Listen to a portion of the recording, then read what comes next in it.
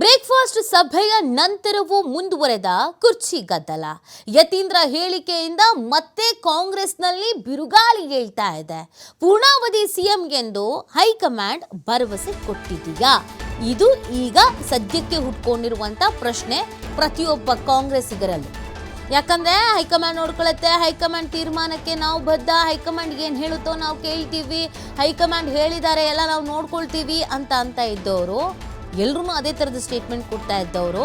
4 ಗೋಡೆಗಳ ಮಧ್ಯದಲ್ಲಿ ಅಧಿಕಾರ ಹಂಚಿಕೆ ಬಗ್ಗೆ ಮಾತುಕತೆ ಆಗಿದೆ, ಪವರ್ ಶೇರಿಂಗ್ ಬಗ್ಗೆ ಮೊದಲೇ ಮಾತುಕತೆ ಆಗಿದೆ, 7.5 ವರ್ಷ ಅವರು 7.5 ವರ್ಷ ಇವರು, ಈ ಥರದ್ದೆಲ್ಲ ಮಾತುಕತೆ ಆಗಿದೆ ಅಂತ ಹೇಳ್ತಾ ಇದ್ದವರು ನೇರವಾಗಿ ಹೈಕಮಾಂಡ್ಗೆ ಏನು ಹೇಳುತ್ತೋ ಅದಕ್ಕೊಪ್ಪಿಗೆ, ಹೈಕಮಾಂಡ್ಗೆ ನಿರ್ಧಾರ ತೆಗೆದುಕೊಳ್ಳುತ್ತೋ ಅದಕ್ಕೊಪ್ಪಿಗೆ ಅಂತಿದ್ದವರು ಈಗ ದಿಢೀರಂತ ಪೂರ್ಣಾವಧಿ ಸಿಎಂ ಅಂತ ಹೇಳಿಬಿಟ್ಟಿದ್ದಾರೆ.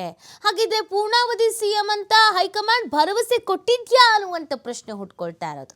ಆ ಕಾರಣಕ್ಕೆ ಈ ಯತೀಂದ್ರ ಸಿದ್ದರಾಮಯ್ಯನವರ ಈ ಸ್ಟೇಟ್ಮೆಂಟ್ ಇದೆಯಲ್ಲ, ಈ ಸ್ಟೇಟ್ಮೆಂಟ್ ಬಹಳಷ್ಟು ಕುತೂಹಲಕ್ಕೆ ಕಾರಣ ಆಗ್ತಾ ಇರೋದು, ಚರ್ಚೆಗಳಿಗೆ ಕಾರಣವಾಗ್ತಾ ಇರೋದು, ಅನುಮಾನಗಳಿಗೆ ಕಾರಣವಾಗ್ತಾ ಇರೋದು. ಜಮೀರು, ಸತೀಶು, ಪರಂ ಎಲ್ಲರೂ ಅದನ್ನೇ ಹೇಳ್ತಾ ಇರೋದು. ಯಾಕೆ ಹೋಗಿ ಬಂದು ಅದೇ ಸ್ಟೇಟ್ಮೆಂಟ್ಗಳನ್ನು ಕೊಡ್ತಾ ಇದ್ದಾರೆ? ಯಾಕೆ ಅಹಿಂದ ಸ್ವಾಮೀಜಿಗಳು ಸಿದ್ದರಾಮಯ್ಯ ಪರ ನಿಂತಿದ್ದಾದ್ರೂ ಯಾಕೆ? ನೀವು ಸಿ ಎಂ ಆಗಿರಬೇಕು, ನಿಮ್ಮ ಜೊತೆಗೆ ನಾವು ಇರ್ತೀವಿ ಅಂತ ಹೇಳಿದ್ದು ಯಾಕೆ? ಬೆಂಗಳೂರಿನಿಂದ ಬೆಳಗಾವಿಗೆ ಬಂದರೂ ಸಭೆಗಳ ಮೇಲೆ ಸಭೆಯನ್ನು ಮಾಡಲಾಗ್ತಾ ಇದೆ. ಸಿದ್ದರಾಮಯ್ಯ ಹಿಂದೆ ಗಟ್ಟಿಯಾಗಿ ನಿಂತ್ರ ಹಾಗಿದ್ರೆ ಅಹಿಂದ ನಾಯಕರು ಯಾವುದೋ ಒಂದು ಸ್ಟ್ರಾಟರ್ಜಿ ಮಾಡ್ತಾ ಇದ್ದಾರಾ?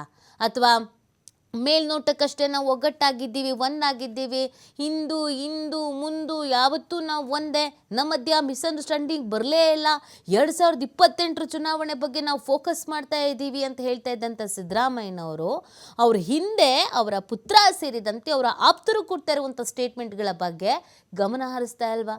ನಿಗಾ ವಹಿಸ್ತಾ ಇಲ್ವಾ? ಮಾತಾಡಬೇಡಿ ಅಂತ ಹೇಳ್ತಾ ಇಲ್ವಾ? ಯಾಕೆ ಪದೇ ಇದನ್ನೇ ಮಾತಾಡ್ತಾ ಇದ್ದಾರೆ? ಏನು ಹೇಳೋದಕ್ಕೆ ಹೊರಟಿದ್ದಾರೆ? ಹೈಕಮಾಂಡ್ಗೆ ಯಾವುದಾದ್ರೂ ಮೆಸೇಜ್ ಪಾಸ್ ಮಾಡಲಿಕ್ಕೆ ಹೊರಟಿದ್ದಾರಾ? ಅದಕ್ಕೆ ಅಂತಲೇ ಅಹಿಂದ ಎಲ್ಲ ವರ್ಗದವರು ಸಿದ್ದರಾಮಯ್ಯನವ್ರು ಬೆನ್ನಿಗೆ ನಿಂತ್ಕೊಳ್ತಾ ಇದ್ದಾರಾ?